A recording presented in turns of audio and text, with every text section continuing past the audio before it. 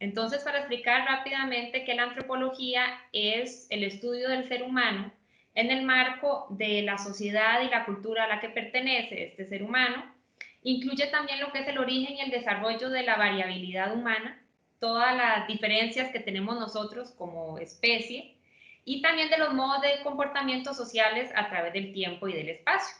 La antropología se divide en diferentes ramas, específicamente o a grandes rasgos se divide en 4 según la escuela norteamericana. La primera es la antropología social, que estudia precisamente a estos grupos sociales y a la parte cultural en todo su manejo holístico. La arqueología, que es el estudio de las sociedades a través de restos materiales y tiene ciertas metodologías y técnicas específicas para hacer este trabajo minucioso. La antropología lingüística, que trata sobre el estudio de la lengua, el origen de las lenguas y cómo se relacionan entre sí, cómo van evolucionando. Y la antropología física, que es el estudio de esta variabilidad humana, de esta variabilidad del por qué somos como somos, por qué tenemos la genética que tenemos, por qué nos vemos como nos vemos. Aquí incluimos la parte también de la osteología humana. Y dentro de la antropología física podemos hablar un poco sobre lo que es la antropología forense. Ahora, la antropología forense, cada vez que uno dice que uno trabaja en la parte forense, pues lo primero que se le viene a todo el mundo a la cabeza es el famoso show CSI, que cuando uno dice a lo que se dedica, ¡ay, como CSI! Todo el mundo le pregunta a uno exactamente lo mismo. Pues no necesariamente es como CSI, y yo trato de explicar un poquito más que, bueno, en mi caso como antropóloga forense o los que trabajamos en antropología forense, lo que analizamos son restos óseos humanos. Entonces, van directo con, como Bones. Tal vez las personas muy jóvenes no conocen esta serie, pero es una serie ya que tiene muchos años y muy famosa. Y pues ella es una antropóloga forense, entonces lo comparan a uno siempre con Bones, pero no, así no es, y así no resulta en la vida real. Entonces, bueno, ¿qué es la antropología forense? La antropología forense es la aplicación de teorías, métodos y técnicas que nosotros tomamos de la antropología social, de la arqueología y de la antropología física. ¿Para qué? Para los procesos de búsqueda, recuperación e identificación humana. Esto para esclarecer los hechos de lo que sucedió a esa persona alrededor de la muerte y apoyar al sistema de administración de justicia. Entonces, así surge la antropología forense con una necesidad, más que todo en América Latina, que voy a hablar específicamente de América Latina y de Costa Rica, son los casos relacionados con violaciones a derechos humanos. La política de Latinoamérica ha sido muy convulsa. Nosotros como país no la hemos vivido, pero sí en otros países latinoamericanos con muchas desapariciones forzadas. Hay una represión e intimidación a la población. Existe una gran desconfianza de lo que son los familiares y de lo que son las víctimas de estos regímenes. Entonces ellos buscan a alguien de afuera porque no creen y no tienen la confianza ni creen en la transparencia de un gobierno que fue el mismo gobierno el que perpetuó estos crímenes. Entonces ellos buscan especialistas independientes e iniciativas independientes para que les ayuden con estas investigaciones y para poder organizarse de una manera más científica y hacer la búsqueda y la identificación de estas víctimas. Surge en Argentina, dado la dictadura militar que se dio entre 1976 y 1983, empiezan a darse estas represiones, estas desapariciones, y surge un grupo que se llama las Abuelas de la Plaza de Mayo. Ellas son las abuelas de los niños y bebés que nacieron en cautiverio, que nacieron con las mujeres que estaban en cautiverio y fueron dados a otras familias. Entonces ellas quieren encontrar y buscar a estos nietos. Por eso se llaman las abuelas de la Plaza de Mayo. Llaman a Clyde Snow, que es esta figura que podemos observar. Él es un antropólogo forense norteamericano que trabajaba porque ya murió con el FBI, y él ayuda a antropólogos y arqueólogos argentinos a crear lo que actualmente se llama el equipo argentino de antropología forense. que a nivel mundial es uno de los más conocidos y más reconocidos, que ha trabajado en muchísimos casos de diferentes crímenes de lesa humanidad. Entonces, bueno, se crea el equipo argentino de antropología forense y son los que siguen trabajando, tienen más de 35 años en la búsqueda de estas personas de la dictadura. Chile es otro ejemplo, también con la dictadura militar de Augusto Pinochet, que duró muchísimos años, en el cual también se dieron miles de personas desaparecidas y muertes, donde se ha tenido que trabajar mucho en esta identificación de personas.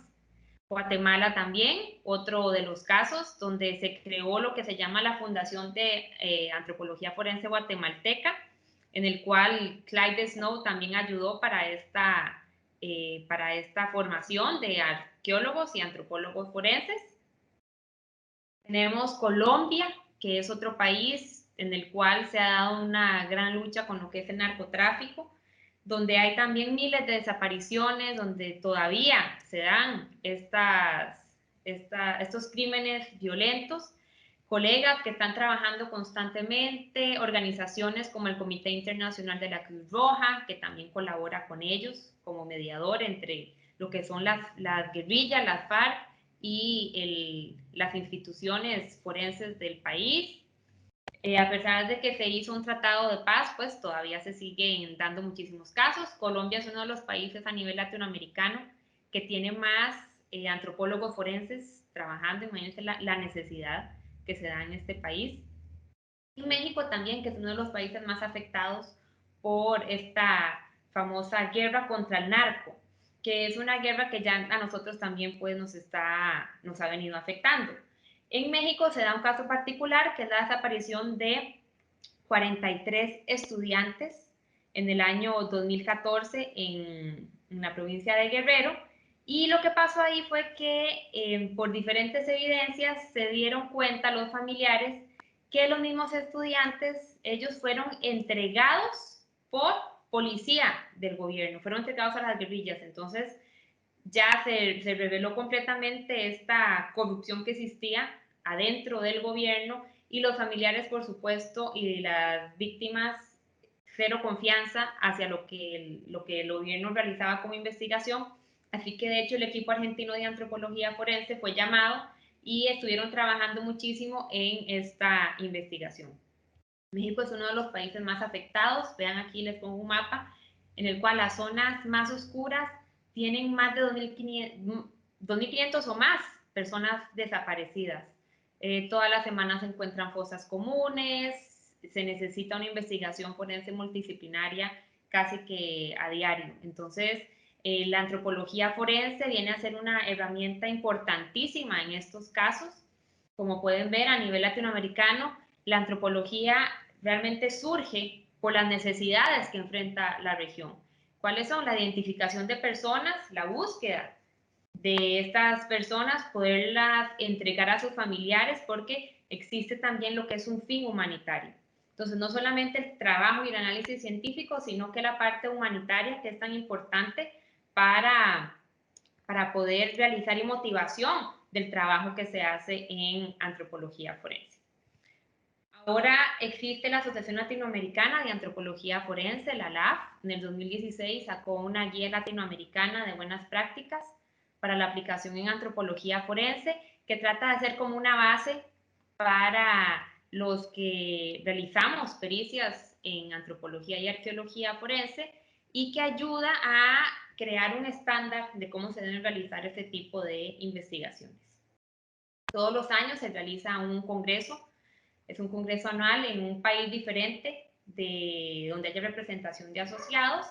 Este año se iba a realizar en Costa Rica justamente, pero bueno, por las restricciones de la pandemia no se pudo realizar. Esperemos que el próximo año sí se pueda hacer aquí en nuestro país por primera vez. Así que ahí les estaré comentando.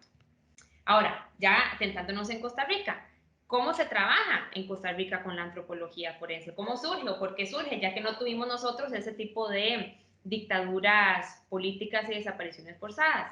Pues en Costa Rica surge un poquito más, es una necesidad de un crimen cotidiano y una violencia cotidiana. Entonces, empezamos en 1989 con la primera antropóloga forense, Roxana Ferlini. Ella trabajó 3, 4 años y después se va del país. trabajó como interconsultora, se va del país, después hay una época en la que no hay antropólogo forense en Costa Rica, entonces los médicos fungen esa función. En 1998 entra otra antropóloga física, Florisol Cruz, donde también hace y realiza consultas ocasionales por el tiempo en el que trabaja para el OIJ. En el 2004 se da un caso bastante mediático donde se le llamó el caso Garnier, donde secuestraron a un hijo de una persona muy reconocida en Costa Rica y se realiza una investigación para encontrar esta fosa clandestina por medio del OIJ, Museo Nacional y también un antropólogo, un arqueólogo forense canadiense, Derek Congram. Ahí se da un poquito más ese reconocimiento de la importancia de aplicar los conocimientos en arqueología y en antropología forense. En el 2010 entro yo a trabajar como interconsultora con peritajes ocasionales, pero poco a poco voy metiéndome en lo que es la investigación forense, en hacer un poquito más de análisis sobre cómo llegan los restos al laboratorio, cómo se está trabajando en el campo para hacer el levantamiento de esos restos, a trabajar con el médico forense en la sala de autopsias. Entonces se empieza a dar una concientización de lo que es la antropología forense y qué más podemos aportar como antropólogos forenses en estas investigaciones. Entonces también se va generando esa necesidad de que exista más permanencia de la antropología forense dentro de las investigaciones del OIJ. Entonces logro que en el 2014 se dé un puesto de medio tiempo para antropología forense. Sigo con las investigaciones, seguimos con los casos van en aumento y también esta necesidad va en aumento, así que nos damos cuenta que con medio tiempo no alcanza y por dicho en el 2016 ya se crea un tiempo completo para antropología forense y simbólicamente se crea la unidad de antropología forense. Y digo unidad porque en realidad soy solo yo todavía, entonces es una persona. Cuento con algunas asistencias de estudiantes de la Universidad de Costa Rica, estudiantes avanzados, entonces ellos ayudan como voluntarios en la unidad de antropología forense, que esperamos que a futuro eso vaya a ir creciendo. Bueno, así que esa es un poquito la historia. Ahora sí, ¿cómo trabajamos? ¿Qué hacemos? La antropología forense tiene diferentes pasos. El primero es la investigación forense preliminar, el segundo es la investigación arqueológica forense, y la tercera es el análisis antropológico forense. Entonces, voy a explicar brevemente qué hacemos en cada uno de estos pasos. En la investigación forense preliminar, lo que se trabaja es la recolección de la información relativa al caso que se va a trabajar. Entonces, aquí estamos hablando de las circunstancias del hecho en estudio. ¿Qué tipo de caso es? ¿Es una fosa? ¿Son restos que están en superficie? ¿Se sabe quién pudo haber sido la víctima? ¿Tenemos información social o biológica de esta persona cuando vivía? Eso es muy importante. Importantísimo, si va a ser una fosa o si vamos a ir a buscar restos, ¿qué información tenemos para la ubicación de estos restos o la ubicación de los posibles lugares de enterramiento? ¿Fue un testigo? ¿Ya se encontró un lugar? ¿Se está trabajando con unidad canina? Etcétera. Y después la recolección de datos antemortem de la persona, si ya sabemos quién era esta persona. Después tenemos la investigación arqueológica forense. Aquí utilizamos las teorías, los métodos y las técnicas de la arqueología, pero en un escenario legal, en un escenario forense. ¿Cuáles son los objetivos? Primero, buscar, documentar, recuperar los cuerpos y la evidencia y después interpretar. Las interpretaciones es de las cosas más importantes, porque no se trata solamente de llegar al lugar, yo saco los huesos y cerramos, sino que qué es lo que estamos observando en ese lugar, qué información me está dando el escenario que estamos trabajando que me ayude con la investigación posterior, incluso que me ayude en el laboratorio. Algo muy importante de la investigación arqueológica forense es que esta fase de búsqueda y recuperación de restos y evidencia ya es un proceso destructivo. Entonces, hacer un proceso destructivo es un escenario único e irrepetible. Una vez que yo empiezo a sacar la tierra y ya estoy trabajando en este escenario, ya estoy destruyendo y ya no puedo volver a tener ese escenario. Yo no puedo volver a poner la tierra y decir, bueno,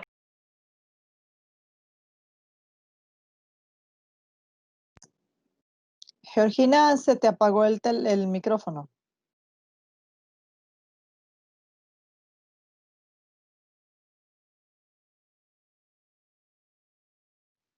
Se le fue la cámara y se le fue el audio. ¿Me escuchan? Ahí te Ahora escuchamos. sí, Ok. Le pedimos a las demás personas que por favor mantengan su micrófono y su cámara apagada para que tengamos un mejor fluido de internet, por favor. Gracias. bueno, está bien, con mucho gusto. Ok. Ahí, ¿me escuchan bien? Sí, señora. Perfecto. Ok. Como les decía, la importancia de que este proceso de la exhumación y de la excavación sea con una interpretación científica, es decir, vamos paso a paso, vamos documentando todo, vamos tomando fotografías, vamos explicando, interpretando lo que vamos viendo en cada uno de los estratos, qué hallazgos tenemos y que sea un abordaje multidisciplinario. Yo no estoy sola en una escena. Cuento con los especialistas en la investigación en la escena, con CIORI, con unidad canina, puede haber un médico, puede haber un ingeniero forense, puede haber biólogo forense. Entonces, en realidad es un trabajo en conjunto y no solo soy yo. Por eso este abordaje multidisciplinario es primordial en cualquier investigación forense que queramos realizar. Tenemos primero la evaluación, qué tipo de caso es, toda la información que teníamos antes en la parte preliminar. Eso nos va a ayudar a planificar el caso, planificar cuál va a ser nuestro trabajo, nuestro papel en este caso. Tener las autorizaciones para llegar al lugar, la seguridad que se pueda dar en el lugar también es importantísima, la protección del sitio, la protección del personal también, la planificación de, bueno, ¿cuántas personas somos? ¿Cuánto material necesitamos? Eso es muy importante. ¿Qué tipo hasta de vestimenta necesito? ¿Las botas de hule o puedo ir con los tenis? Todo eso, el clima, tenemos que quedarnos a dormir o no. Toda esa planificación es importantísima porque sin eso podemos llegar al lugar y no tener las condiciones óptimas para hacer una buena investigación. Después tenemos la prospección. La prospección es hacer una exploración sistemática y exhaustiva en el lugar donde creemos que hay restos. Aquí se trabaja mucho con unidad canina, contamos con perros que están especializados en lo que es el rastreo de restos humanos, entonces se trabaja mucho en conjunto con ellos y la idea es buscar cualquier indicio, ya sea sobre la presencia o ausencia de sitios que puedan ser de interés para el caso. ¿Qué estamos buscando específicamente? Bueno, primero, observar el lugar y cuáles son las cosas naturales del lugar, cuáles son las características de este terreno. ¿Para qué? Para más bien luego poder abordar los cambios intencionales o los cambios humanos, ya sea elevaciones que se den en el terreno o más bien depresiones del terreno que nos puedan indicar que quizás ahí existe una fosa, cambios en la vegetación también que recubren el terreno, y esto es muy importante ya que esto que nosotros vamos a observar nos puede ayudar también a determinar qué tan vieja o no es esta fosa. Después tenemos lo que es la exposición. Una vez que ya estamos en el lugar y vamos a iniciar con la excavación, realizamos una exposición de evidencias materiales. Nosotros vamos bajando estrato por estrato, vamos interpretando lo que se va observando y no sacamos nada hasta que todo esté completamente expuesto. ¿Por qué no vamos a sacar nada? Porque tal vez esos restos pueden estar conectados con otros huesos, pueden estar articulados, puede haber ropa, puede ser que estén muy frágiles, entonces a la hora de sacarlos, puede ser que los vaya a fracturar en lugar de poderlos conservar. Así nosotros también podemos analizar la posición en la que se encuentran estos restos y la posición en la que estaba esta persona, porque si empezamos a sacar huesos de una vez, vamos a perder toda esa información. Así que la evidencias materiales y de los restos es importantísimo. La documentación, la fotografía o los videos que se vayan a tomar, los dibujos, todo también es muy importante para que quede completamente informada cualquier otra persona que no haya estado en este lugar de todo el proceso que se realizó. Y por último, bueno, lo que es la recuperación, el embalaje de los restos y de la evidencia, eso también es muy importante, porque la evidencia encontrada puede ser que esté en diferentes niveles, entonces es muy importante relacionarlo con los restos que estemos encontrando, si es que tienen relación o no. Esa interpretación. Se pueden dar casos que ha sucedido, que quizás son casos que cuando uno los está excavando, genera la duda si son forenses o si, por ejemplo, pueden ser arqueológicos, porque están en un estado de conservación muy malo. Entonces uno empieza a analizar, bueno, ¿será que tal vez son restos arqueológicos y no son forenses? Y me pasó en un caso en el que justamente estaba yo con esta duda y en el mismo nivel, en el mismo estrato donde estábamos encontrando los restos humanos, empezaron a aparecer evidencias que definitivamente nos estaban dando la información que sí era un caso forense. Tenía muchos años de estar ahí enterrado, por eso era que los huesos estaban tan deteriorados, pero no era arqueológico, sino forense, por toda la evidencia que ya estaba asociada en el mismo nivel en el que estaban los restos humanos. Así que eso es importantísimo. Otros hallazgos que se puedan observar en el momento de la excavación, que quizás los huesos están muy deteriorados, que al momento de sacarlos se fracturan, y si no los observamos bien en el momento de la exhumación, quizás vayamos a perder esa información. La cadena de custodia, el transporte y el almacenamiento, y por último, el informe que se pueda realizar con respecto al trabajo que se hizo en la exhumación. Tenemos lo que se llama también la tafonomía forense, que en griego significa tafo, entierro, y nomos, leyes. Entonces son las leyes del enterramiento.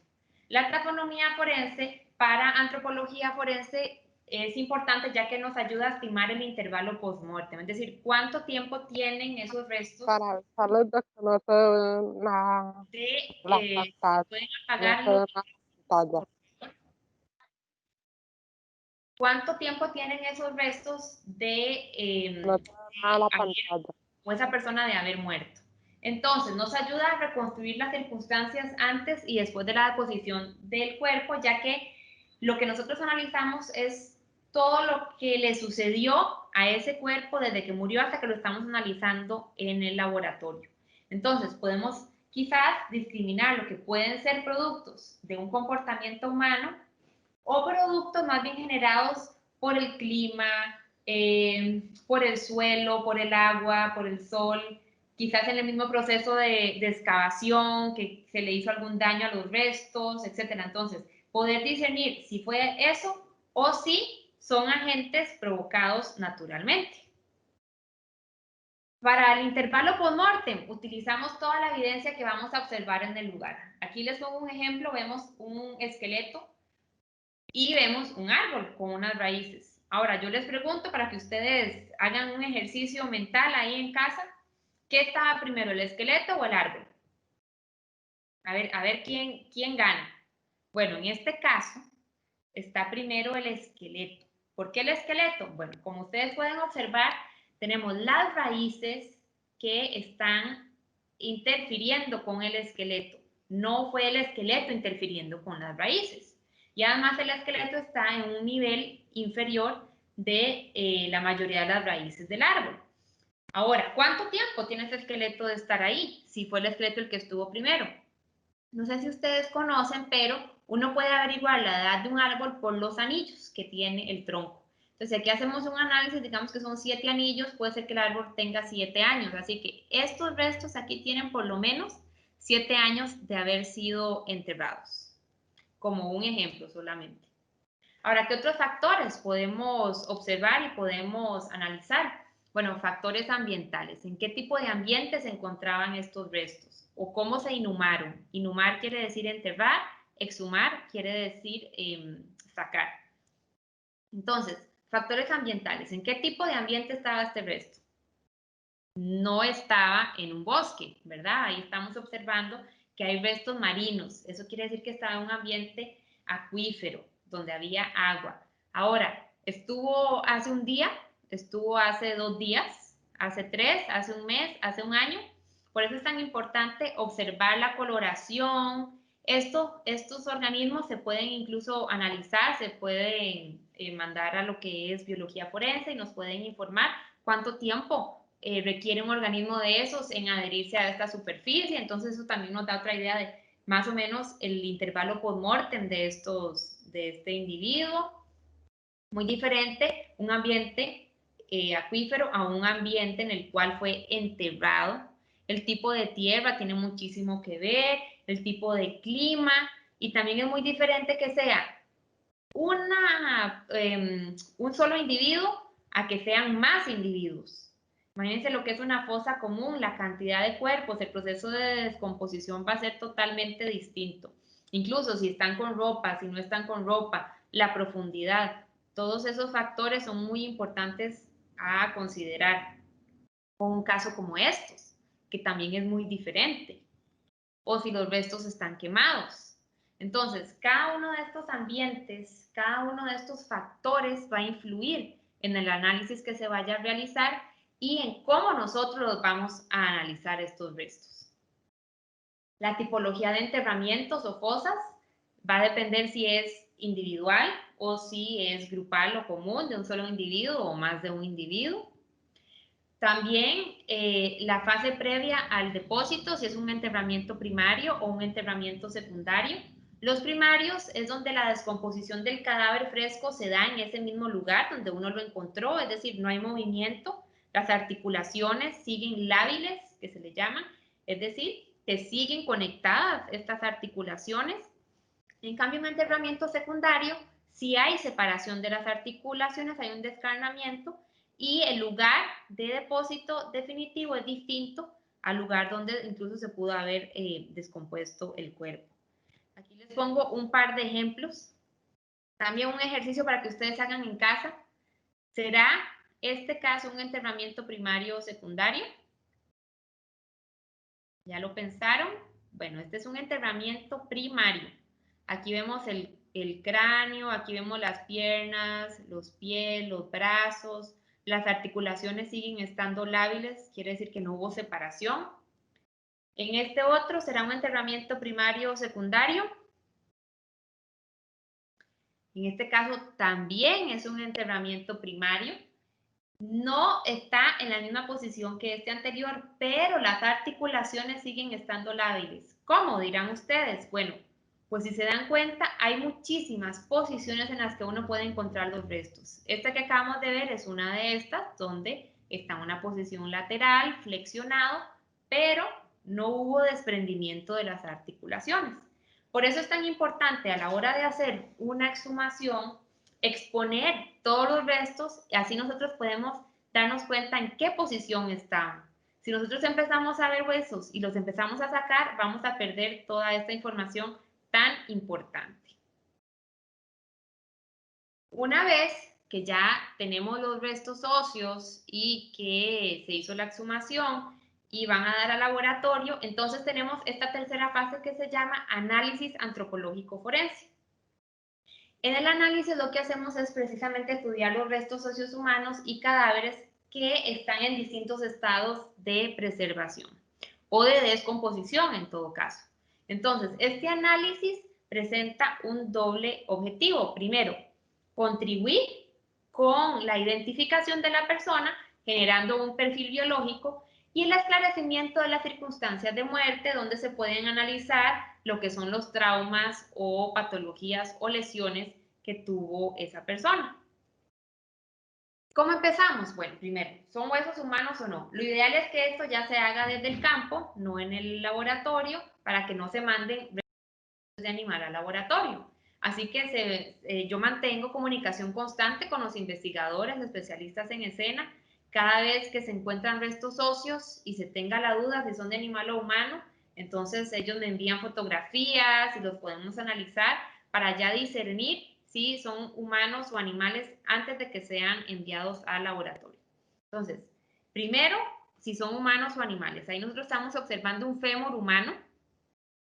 Y aquí estamos viendo otros huesos, otros ejercicios mentales para que tengan ustedes en casa. ¿Será este un hueso humano o no? Si alguno de ustedes que es investigador lo encuentra en el campo, me lo mandan al laboratorio o no. Bueno, para que vean, este es un hueso de vaca. Este otro hueso, ¿se parece al humano o no? Me lo envían. Este es de cerdo. Y este otro, Ahora, aquí les estoy mostrando huesos que están completos. Imagínense cuando son fragmentos de hueso también. Por eso el conocimiento y la anatomía osteológica de los restos humanos es tan importante para poder llegar incluso a discernir solo si es humano o animal. Vean este de oso. Esta es una escápula humana y vean la diferencia, por ejemplo, con una escápula de una vaca, la escápula del cerdo o la escápula del oso. Hay diferentes animales que ciertos huesos se asemejan a los humanos, pero al uno tener un conocimiento de esta morfología bien de los restos óseos humanos, entonces puede poder llegar a discernir si es humano o de animal. Bueno, entonces ya sabemos que son humanos, llegaron al laboratorio. ¿Qué realizamos? El inventario y también lo que llamamos el número mínimo de individuos. ¿Cuántos individuos están representados en estos huesos que estamos nosotros analizando? Les comento que ahora, después de esta charla, también les tengo preparado un video realizado en el laboratorio donde estos aspectos se van a hablar un poquito más a fondo.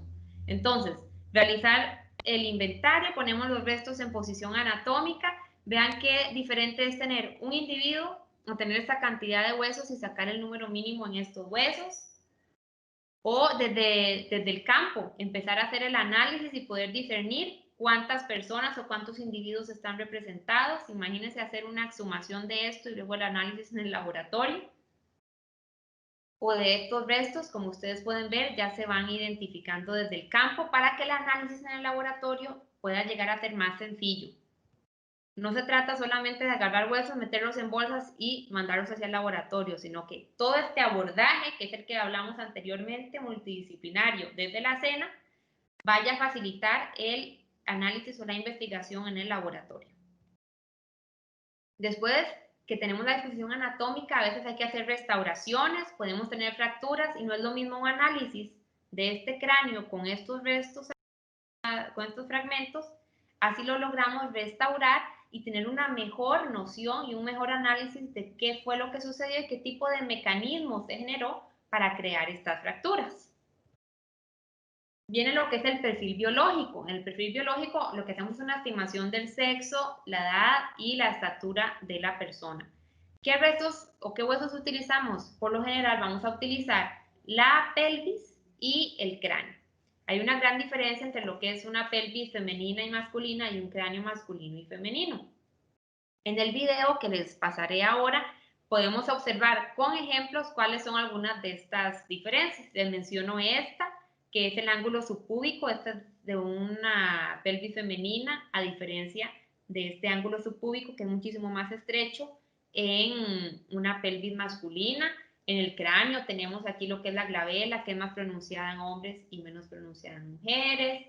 Tenemos en la parte de atrás lo que es el hueso occipital también, que es más pronunciado en hombres que en mujeres. Y así son diferentes características que nos van a ayudar a discernir y estimar si es de hombre o mujer, los restos. Para la edad también, por lo menos discernir si es subadulto o si es adulto. Entonces, cuando nosotros nacemos, los restos, como ven aquí, van osificándose y se van fusionando conforme nosotros vamos avanzando en edad. Así que esto es al nacer, esto ya es de una persona adulta y nosotros podemos analizar estos puntos de fusión o de osificación que nos permiten establecer la edad que tiene la persona antes de ser adulto, es decir, una persona subadulta. Una vez que la persona es adulta, podemos observar diferentes características en los restos que nos ayudan a estimar este rango de edad. Muy importante establecer que es un rango de edad, no es que yo voy a decir exactamente que la persona tenía 35 años, 6 meses y 5 días, sino que se trata de un rango. Enfermedades degenerativas que quizás nos puedan indicar que es una persona mayor. Aquí tenemos lo que es la sínfisis púbica, eso es de una persona joven y eso es de una persona mayor. En el video se los explico con detalle y les pongo ejemplos de esta sínfisis púbica y cómo nosotros podemos ir estableciendo rangos de edad por el desgaste que se observa. Tenemos la estatura, que es con medición de huesos largos, que también se puede estimar. Tenemos las alteraciones post-mortem, que son todos estos factores que sucedieron a los restos, si estaba con ropa o no estaba con ropa, expuesto al sol, quizás más bien estaba expuesto al agua o estaban enterrados, tal vez habían animales carroñeros, entonces los animales mordieron los huesos. Todos esos son las alteraciones por post-mortem o los factores taxonómicos que hablaba anteriormente. Alteraciones ante-mortem, es decir, en vida de la persona, cirugías, procesos dentales, procesos quirúrgicos, fracturas, aquí tenemos una fractura de un dedo, que ya con esto, que un familiar diga que sí, mi hijo se fracturó el dedo cuando tenía 15 años y exista un registro médico y en los restos óseos podamos observar que se da esta fractura en el mismo dedo, entonces es una gran ayuda para realizar esta identificación. Y después tenemos lo que es el trauma perimortem. Trauma perimortem es lo que nosotros sabemos que le sucedió a la persona momentos antes o después de morir. El hueso posee unas características viscoelásticas que, aunque la persona haya muerto, estas características de hueso fresco, entre comillas, se mantienen por un tiempo. Y esa es una gran diferencia entre antropología forense y medicina forense. Una vez que la persona muere, en el tejido blando se deja de tener reacción vital con cualquier cosa que se le haga al tejido. Y eso se puede observar fácilmente. Pero en los huesos no sucede lo mismo. Pasa un periodo de tiempo en el cual el hueso todavía no reacciona como hueso seco, sino que todavía reacciona como hueso fresco. Entonces, en antropología forense, el trauma perimortem es momentos antes o después de la muerte del individuo. ¿Qué información nos da este análisis del trauma perimortem? Bueno, ¿qué sucedió con esa persona y qué pudo ocasionar eso que le sucedió? Entonces podemos analizar cortes, qué mecanismo y qué herramienta se utilizó para generarle ese corte, o si tenemos lo que es el mecanismo contuso por golpes, que se hayan utilizado herramientas como un martillo o un bate, etcétera. Cortes, que haya sido un machete, que es diferente a la evidencia que deja si fue un hacha, por ejemplo, una sierra. Lo que son el análisis de por orificios por proyectil de arma de fuego, si es el de entrada o si es el de salida, qué dirección tenían, cuál estuvo primero, cuál estuvo después, direcciones o patrones de fracturas que se puedan dar en otras partes del cuerpo. ¿Y por qué nosotros analizamos esto? Porque esto nos da la información de qué fue lo que le sucedió a la persona y cómo le sucedió esto. Ejemplos de casos, aquí veamos esta fotografía. Son muchísimos fragmentos de hueso que están quemados, fueron expuestos al calor, al fuego. Entonces, así es como se pueden observar. Pierden parte de su morfología, otros la mantienen. Vean las diferencias en la coloración. Este caso fue uno de los primeros que trabajé, por cierto. Aquí ustedes ven solo una pequeña parte de la cantidad de huesos. Eran más de 2000 fragmentos de una sola persona. Pero gracias a esto se puede, porque todavía hay fragmentos que mantienen sus características, determinar que sí son huesos humanos, que era de un hueso, perdón, de una persona adulta, masculino, e incluso, aquí no se los muestro, pero había un fragmento de cráneo que tenía evidencia de un orificio de entrada por proyectil de arma de fuego. Entonces, vean que aún con este tipo de restos se puede sacar muchísima información. Este que les mostré anteriormente, de cómo se va realizando el proceso de exhumación, cómo se van encontrando las evidencias y por qué es tan importante el paso a paso. El tipo de fotografía, tenemos la flecha que nos está indicando el norte y vean aquí diferentes tipos de evidencia que se puede observar a la hora de realizar estas exhumaciones. Casos como este, donde tenemos un cuerpo que está en diferentes estados de descomposición. Vean que tiene la ropa, el cráneo está completamente esqueletizado, parte del brazo también. Tiene muchísimo que ver si hubo lesiones o no en el cuerpo, que nos estén indicando que por medio de esa lesión entraron más bacterias, entonces ahí la descomposición fue más rápida. Y por eso es tan importante que ya se haga esta evaluación desde el escenario. Vean este otro caso, parece como una momia. No es un proceso de momificación, sino que es otro proceso que se llama corificación, donde el tejido queda como cuero. Entonces, primero, ¿por qué se da este proceso de corificación? un lugar seco, un lugar caliente, está expuesto al sol, y eso va a producir que el cuerpo se reduzca a este estado de una manera muchísimo más rápida que si no estuviera en este medio ambiente. Entonces, en realidad, este individuo tenía poco tiempo, tenía 9 días, y en 9 días vean ya cómo llegó a ese estado. Se hace el análisis en la cena, posibles traumas, y una vez en el laboratorio ya se hace un mejor análisis de estos traumas, incluso se pueden encontrar otros, y esto nos da todavía más información sobre el caso.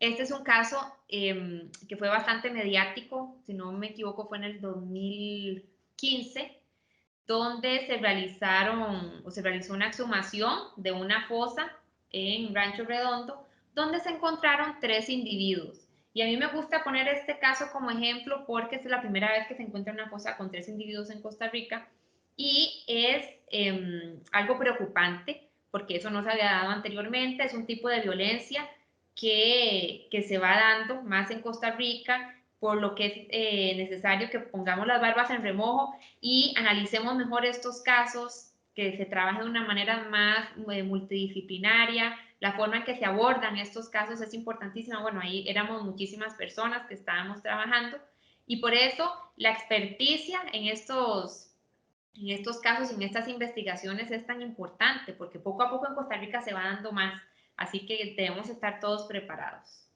Este es otro caso que se dio en Corcovado, un muchacho gringo que desapareció, tenía 2 años desaparecido, y se encontraron unos restos justo antes de que saliera un documental por parte de National Geographic sobre su desaparición. El papá trabaja en National Geographic, así que hicieron todo este documental, y curiosamente los restos aparecieron 2 días antes. Bastante interesante también donde se encontraron.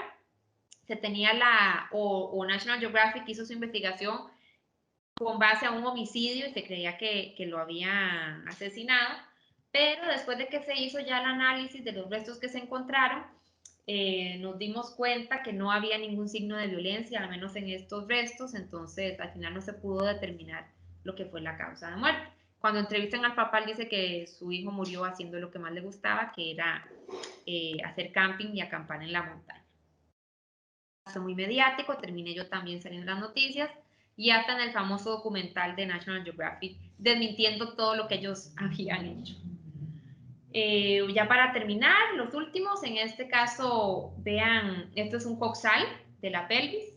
Pueden ustedes observar el corte, que es típico, y la evidencia que deja el corte de una sierra, diferente a lo que puede dejar el corte de un machete o de un hacha, que eso también lo vamos a ver ya casi en el video. Otros ejemplos para que vean cómo llegan al laboratorio después del proceso de limpieza, que es un proceso arduo para quitar el tejido. No se hace de un día para otro como sale en los programas televisivos. A veces se pueden tardar 1 o 2 semanas para quitar todo el tejido, dependiendo de la cantidad de restos que tengamos y la cantidad de tejido que podamos observar en los restos.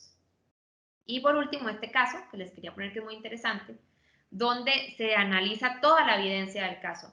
Aquí estamos observando ropa, huesos, tierra, matas. Una vez que ya se hace la limpieza, tenemos los restos así de bonitos, y se hace el análisis de la evidencia que observamos en la ropa. Ustedes pueden aquí observar, esta es la parte de adelante, se ven distintos cortes. En la parte de atrás se ven también distintos cortes, y a la hora de analizar los restos óseos, vemos que los traumas que observamos en los restos coinciden perfectamente con los lugares y los tipos de cortes que se observan en la ropa. Entonces, la parte de negro son restos que están ausentes. La parte celeste es un callo óseo, es decir, una fractura ósea que tuvo en vida la persona. Lo que está en verde son fracturas, y lo que está en rojo son cortes que se dieron. Entonces, por ejemplo, en el cráneo tenemos estos cortes en las vértebras, tenemos cortes y fracturas en la escápula, tenemos cortes también en el esternón, en las costillas tenemos cortes, tenemos fracturas, y este es el callo óseo que tenía en vida, es decir, una fractura anterior que tuvo la persona, que ayuda también a identificar. Pero todo este análisis con la evidencia es tan importante, por eso se trabaja en conjunto con el médico. Como les digo, no soy solo yo, sino que toda la investigación se trata de que sea multidisciplinaria.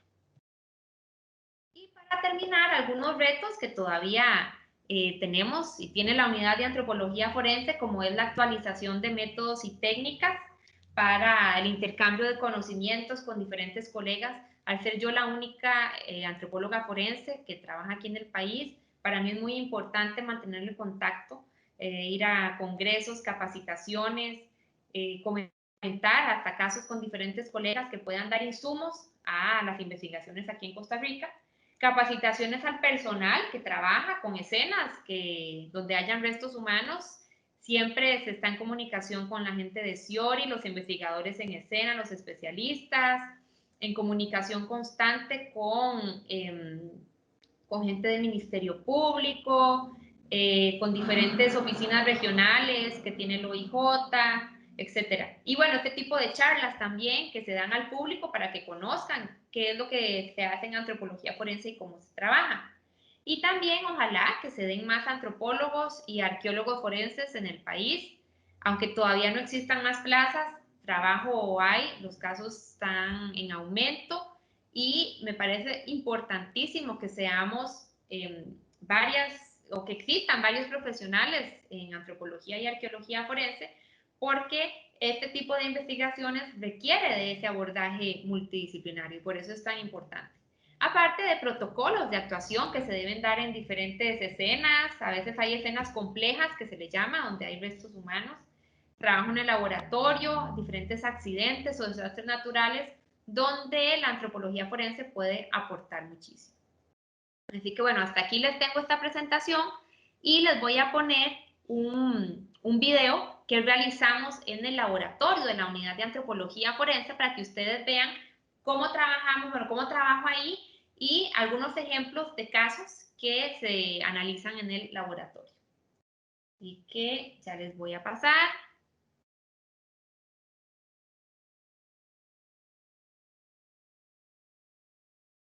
Me comentan si pueden escuchar.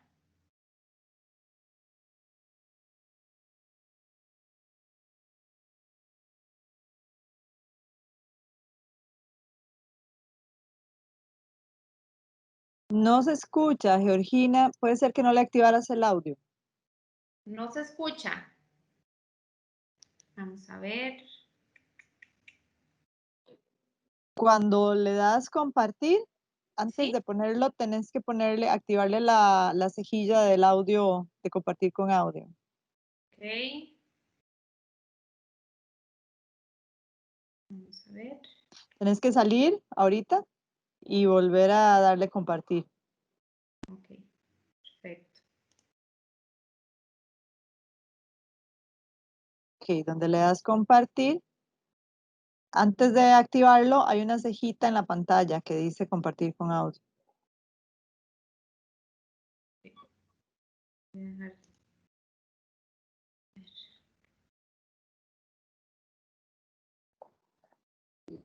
Disculpa, se me desconectó.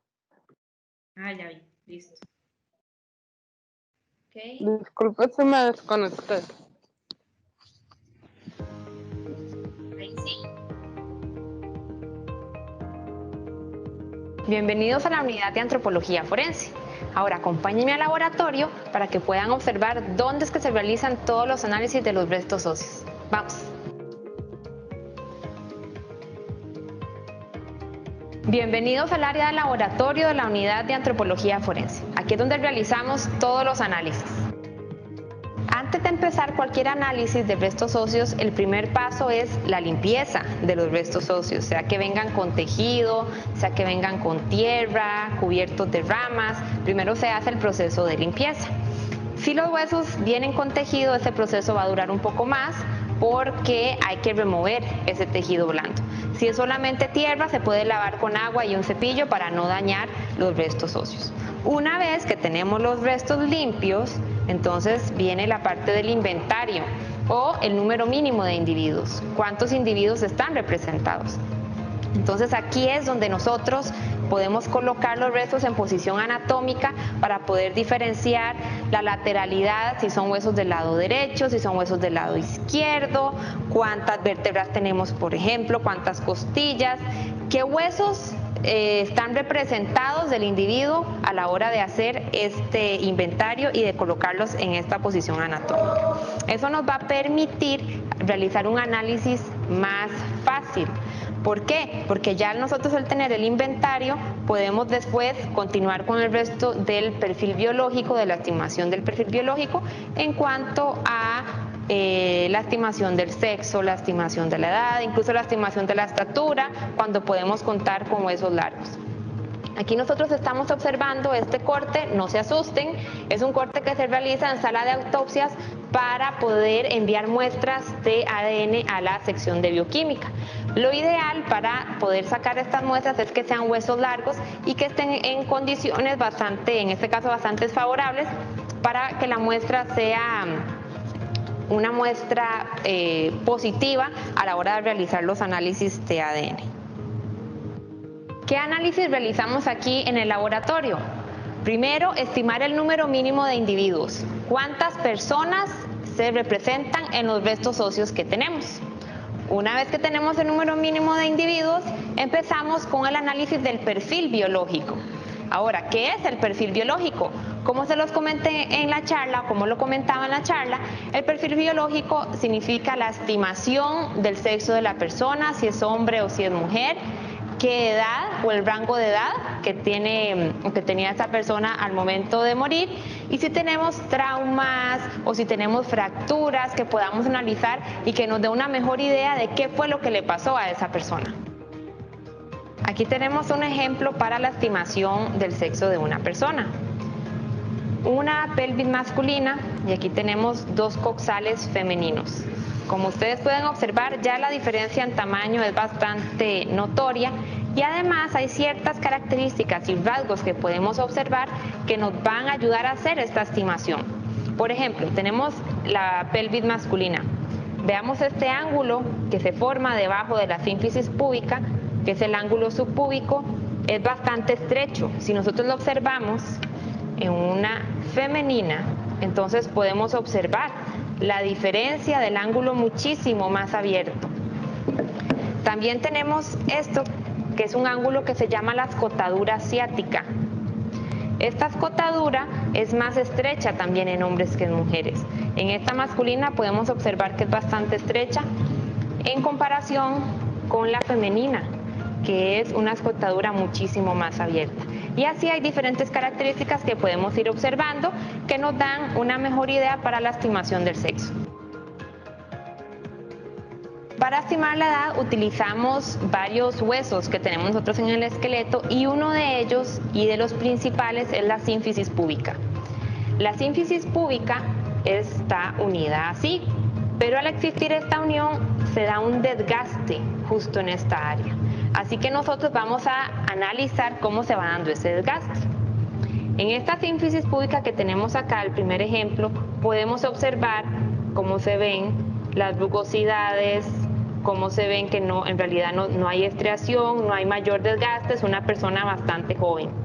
Conforme nosotros nos vamos haciendo mayores, ese desgaste se va notando un poquito más. Esa es una persona un poco mayor. Observamos aquí ya la diferencia entre una persona mayor y una persona menor, cómo se va generando lo que se llama un borde y mayores estrías. Y aquí vemos la gran diferencia entre una persona mayor a 60 años y una persona que se encuentra entre los 20 años. Otro de los elementos que son muy importantes de analizar son los traumas.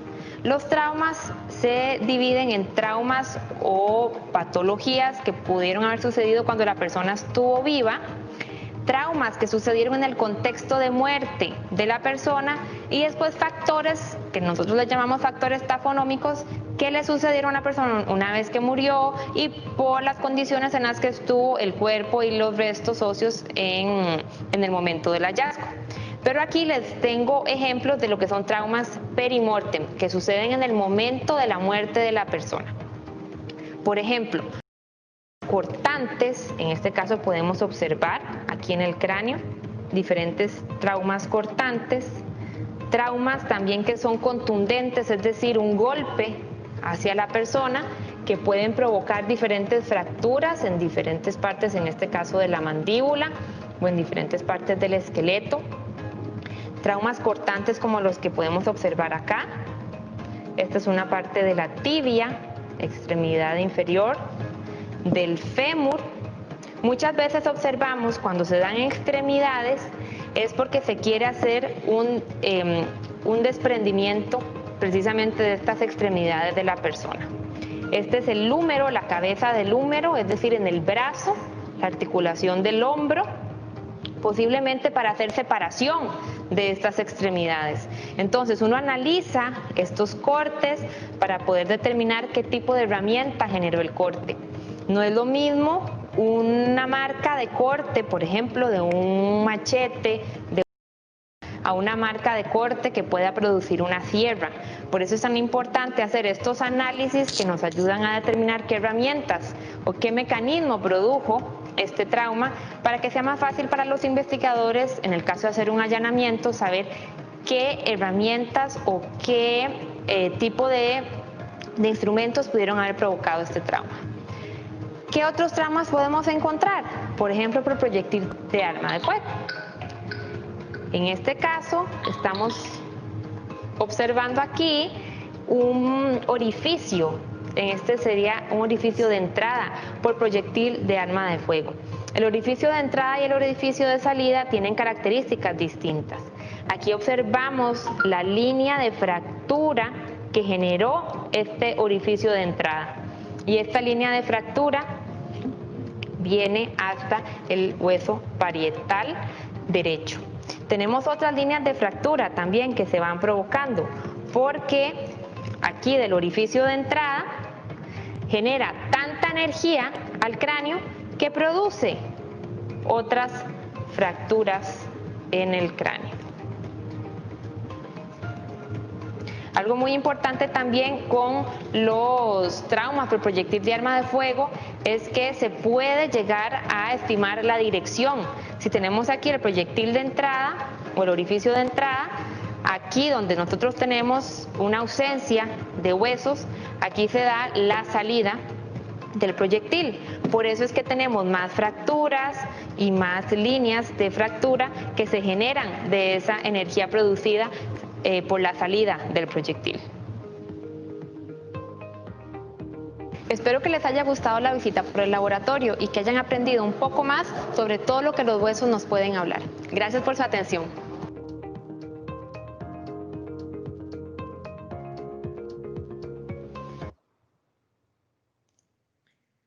Bueno, esa era mi presentación. Espero que haya sido de su interés. Y Marifel, no sé si alguien tiene alguna pregunta o cómo lo manejamos.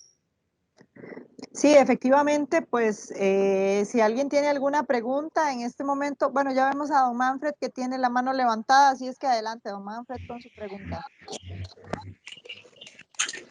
¿Cuánto tiempo dura un hueso humano en degradarse en algún ambiente húmedo o seco, indiferentemente cualquier tipo de ambiente? ¿Cuánto dura un hueso en degradarse totalmente, en desaparecer, por decirlo así?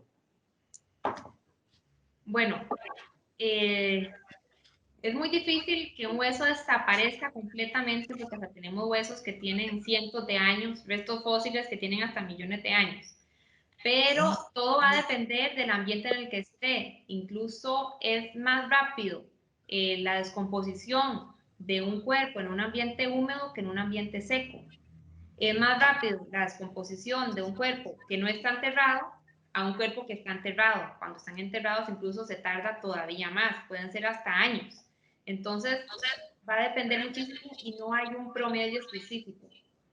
Aquí en Costa Rica, por ejemplo, tenemos tantos microclimas que de una zona a otra puede ser que los restos estén en superficie, que quizás en una zona húmeda donde hay mucho sol, donde hay hasta carroñeros, en cuestión de 15 días ya tenemos restos esqueléticos. y puede ser que en otra zona, en cuestión de 15 días, todavía está el tejido blando. Entonces, no hay un tiempo en específico y va a depender muchísimo del estado en el que hayan estado esos huesos en superficie o enterrados o dependiendo del clima.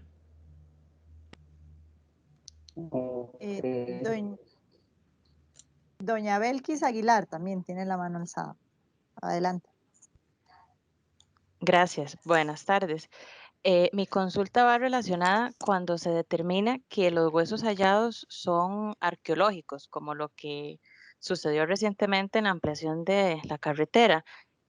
Cuando ya se determina que no es un delito ni nada, se involucran algunas entidades, qué sé yo, el Ministerio de Cultura, el Museo Nacional, para preservar estos huesos en un ambiente como más bonito, por así decirlo. En realidad, ya cuando estamos hablando de contexto arqueológico, ahí el OIJ le cede todo el trabajo a lo que sería el Museo Nacional de Costa Rica. Ellos tienen arqueólogos especializados para contextos arqueológicos en específico. Ha pasado y pasó hace poco, el año pasado fue uno de los últimos, en el que se encontró un cráneo y el cráneo fue llevado a la morgue. Ahí, con solo verlo, yo dije, me parece que esto no es forense, lo veo muy arqueológico. Al final de cuentas, se hizo hasta una datación del cráneo en conjunto con el Museo Nacional. La datación nos dio que era de contexto arqueológico, entonces el cráneo es dado al Museo Nacional y ellos se encargan de toda la investigación que continúa ya siendo contexto arqueológico. Ahí el OIJ ya no tiene nada que ver. Muchas gracias. Con gusto. Hay otra pregunta, Georgina, en el chat que dice, ¿cómo diferencian los huesos recientes de uno arqueológico? Tiene muchísimo que ver con el estado de preservación, el lugar. Costa Rica tiene muchos sitios arqueológicos que ya están establecidos. Hay un mapa en todo el país de lugares y yacimientos arqueológicos. Entonces tiene mucho que ver a dónde fue encontrado, en el contexto y cómo fue que se encontró también. Pero más que todo es por el deterioro, ya que en un contexto arqueológico estamos hablando que pueden ser cientos de años que tengan esos restos, entonces tiene mucho que ver con el deterioro. Doña Yasmín tiene la mano levantada. Adelante con su pregunta. Bueno, no sé si me escuchan. Sí. Ok. Yo lo que le quería preguntar era más sobre lo que usted había dicho, que a veces trabaja con voluntarios de la carrera de Antropología Avanzada de la UCR. ¿Eso es algún tipo de programa o algo así? Sí, es un convenio entre el Poder Judicial y la Universidad de Costa Rica, en específico la carrera de Antropología, que son estudiantes avanzados de la carrera con conocimiento en osteología que puedan ayudar en la unidad de antropología forense. Actualmente no se está dando por motivos de las restricciones, entonces el voluntariado está parado en este momento, pero la idea es que a futuro se vuelva a implementar. Y eso se coordina, digamos, en la unidad académica. Es que, digamos, yo soy estudiante de antropología ya también. Y Sí, es algo que me interesaría. eso a futuro yo lo coordino con ellos y ahí se hace la selección. Ah, sí, gracias. Ahí en el chat otra pregunta dice, ¿cuáles son las principales características por las que se diferencian los huesos de un hombre y una mujer? Bueno, ya se explicó un poquito en la charla y en el video, tiene que ver con los restos en la pelvis y en el cráneo, que las características anatómicas del cráneo y la pelvis de un hombre van a ser distintas o tienen rasgos distintos a las de una mujer. Entonces uno va haciendo como un checklist de esos rasgos, y son rasgos que se acercan a lo masculino o a lo femenino, para ya después discernir y estimar el sexo. Daniela tiene su mano levantada. Adelante con su pregunta, Daniela. Bueno, primero que nada, buenas tardes. Yo tengo una consulta. Digamos, una persona que en su juventud tuvo frenillos y se muere y le encuentran el cráneo, ¿hay alguna forma que ustedes logren determinar que esa persona tuvo movimientos dentales o no? Digamos, o sea, ustedes me encuentran sin nada lo encuentran sin frenillos, sin retenedores, sin nada, ¿hay alguna forma de determinar que esa persona antes en su juventud tuvo esos movimientos dentales? Bueno, primero, algo muy importante es que para todo lo que son los análisis dentales tenemos un odontólogo forense en el Departamento de Medicina Legal. Es más, mañana va a dar la charla a él. Pero si no hay, desde el punto de vista antropológico, si no hay evidencia de algún tipo de trauma o de fractura o algo que se pueda observar en los restos, es muy difícil saber si la persona tuvo o no frenillos en vida. Ahora, si se va a hacer un análisis de un expediente odontológico, ahí el odontólogo sí puede hacer la comparación de lo que se realizó en vida de esa persona con el expediente odontológico y con el cuerpo que se está analizando, y entonces hace como el cruce de información, pero eso ya le toca al odontólogo forense.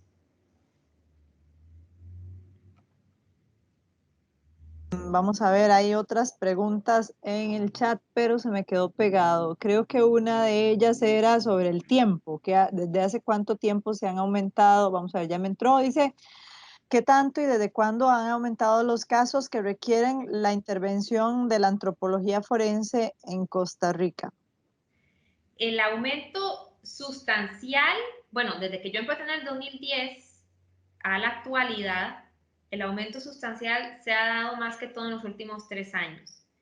No quiere decir que, bueno, que sí se da un poco, que hay más violencia en el país, quizás el tipo de violencia también varía, pero el hecho de que yo esté tiempo completo en una plaza fija dentro de la sección de patología forense, eso también ha ayudado a que se requiera más de mis servicios. Entonces hay más casos en los cuales los médicos quizás están en sala de autopsia, están observando alguna fractura, algún trauma, entonces me llaman y yo bajo inmediatamente y ahí hacemos el análisis del caso. O por ejemplo, la posibilidad de que yo vaya al campo y trabaje con los especialistas en escena, en ciertos casos también, que yo esté disponible tiempo completo, también ha mejorado y ha creado más necesidad todavía de que se utilice la unidad de antropología forense. Entonces, creo que es una de las razones por las cuales han aumentado los casos, porque yo puedo estar presente en más análisis de casos.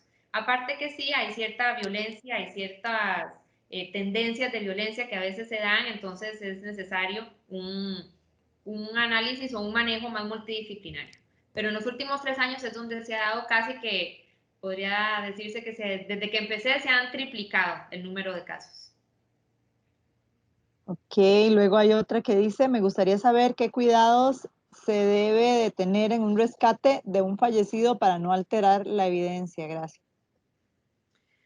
Bueno, primero, no tocar absolutamente nada, ¿verdad? Y salirse de la escena, eso es lo primero, llamar al OIJ. Y segundo, tiene muchísimo que ver si es un cuerpo, si son restos óseos, si se sabe que es una fosa o si los restos están en superficie. Cada caso se maneja de manera distinta en ese sentido, más desde el punto de vista de la antropología. Puede ser que haya casos en los cuales no sea necesario el uso de antropología y más bien sea un médico el que tenga que estar en escena. Pero el cuidado principal, si uno no forma parte del proceso investigativo, es no alterar y no tocar absolutamente nada y salirse de la escena y dejar más bien que sea el equipo de investigación el que realice todas las manipulaciones necesarias que se tengan que hacer en el lugar. Ok, aquí hay otra, dice, ¿qué pasa o qué hacen con los huesos humanos que no son reclamados? Ok, cuando llegan restos que no son identificados, bueno, primero a todos los restos se les saca muestra para análisis de ADN. Entonces esa muestra siempre se conserva y se mantiene en la sección de bioquímica. Si los restos no son reclamados, no llegan familiares, se mantienen por un tiempo en la sección de patología en caso de que aparecieran los familiares. Y si no, pasado un cierto tiempo, también del tipo de contexto del caso, los restos son enterrados.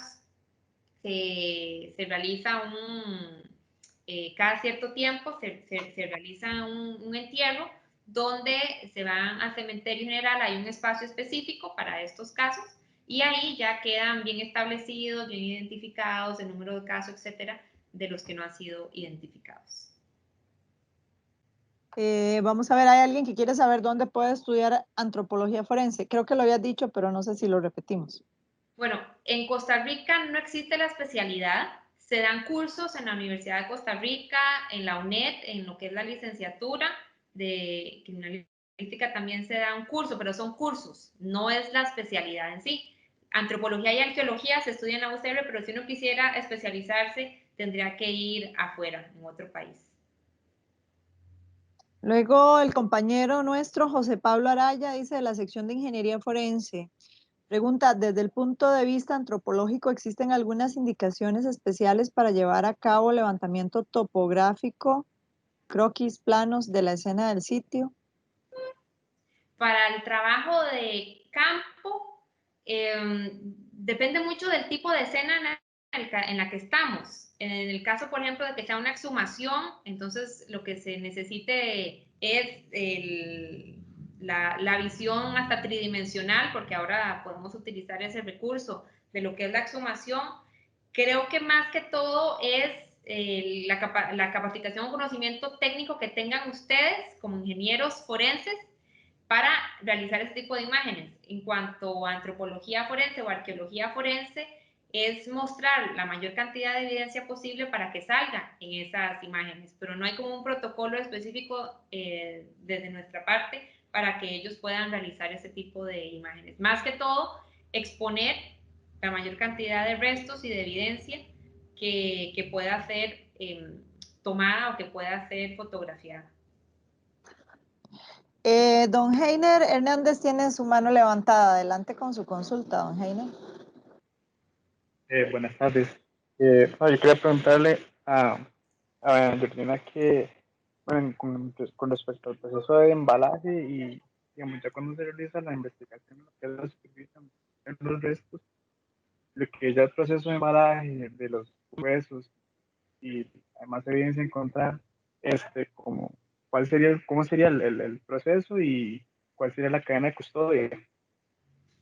Ok, se cortó un poquito, no entendí muy bien la primera parte. Es cómo se hace el embalaje de los restos. Sí, señora. El embalaje, como les vengo diciendo casi que en toda la presentación, depende mucho del tipo de caso. Si tenemos tejido, si el tejido está seco o si tenemos tejido que está en descomposición o si están completamente esqueletizados, va a ser distinto. Si están completamente esqueletizados, lo ideal es que el embalaje se haga de acuerdo a cómo nosotros encontramos los restos.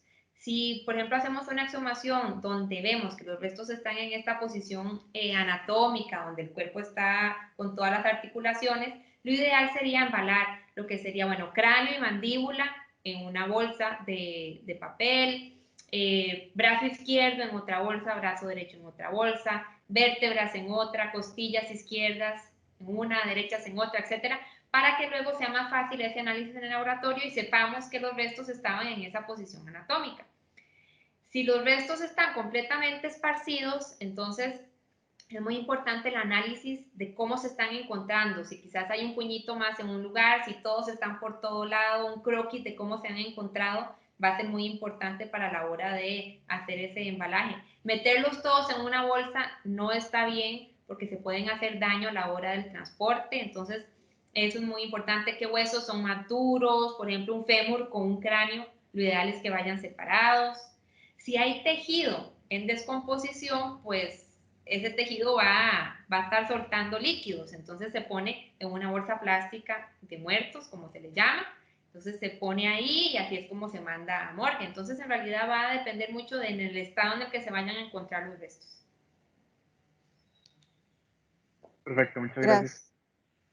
Vamos con una última consulta porque ya por cuestión de tiempo ya no vamos a poder hacer más, al responder más consultas. La última sería los casos con envolvimiento político.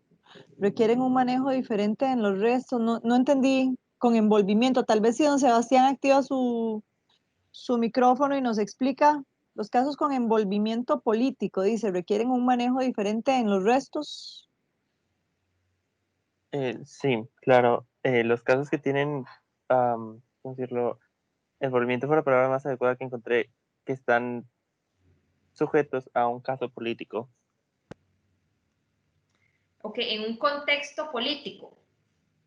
Exacto, sí. Bueno, contexto político, ¿qué será? Como se daba en los países latinoamericanos, con dictaduras y desapariciones forzadas, ese estilo, Sebastián. Algo así, o con algún caso de un gobierno extranjero.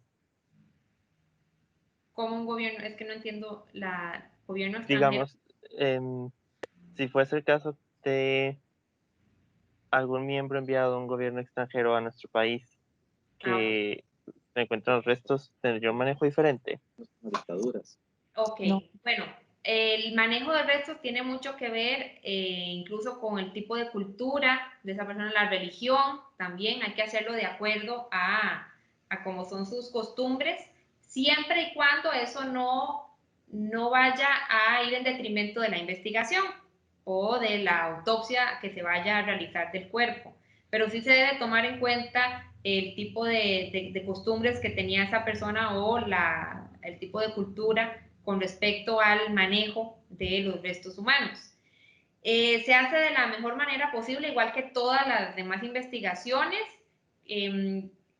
teniendo en cuenta que hay que documentar todo también de la mejor manera posible, de la manera más científica. Todos esos documentos por general se envían a la embajada puede pedir esos documentos para que incluso institutos forenses de otros países o de donde viene esa persona puedan observar y analizar que la investigación se hizo de la manera más científica posible. Pero en realidad el trato va a ser el mismo, excepto si su religión dice alguna otra cosa que no vaya en detrimento de la investigación forense que se está realizando, pero todos los casos se tratan por igual.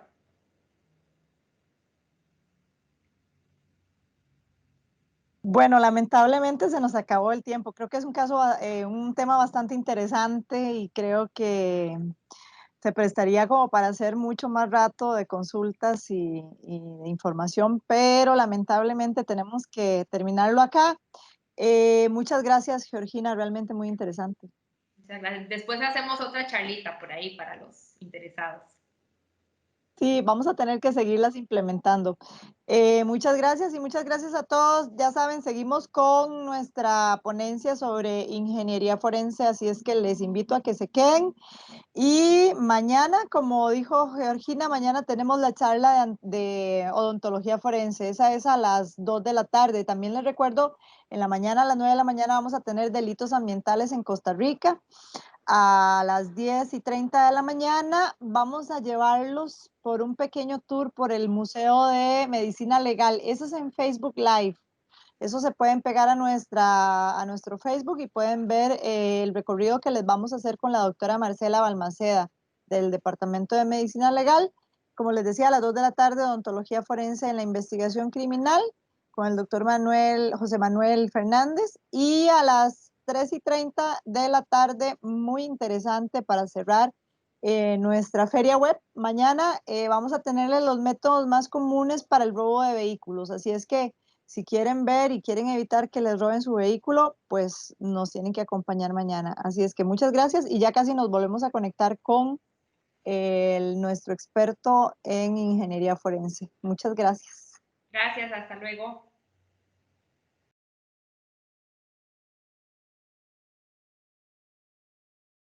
OIJ, investigación y ciencia a su servicio.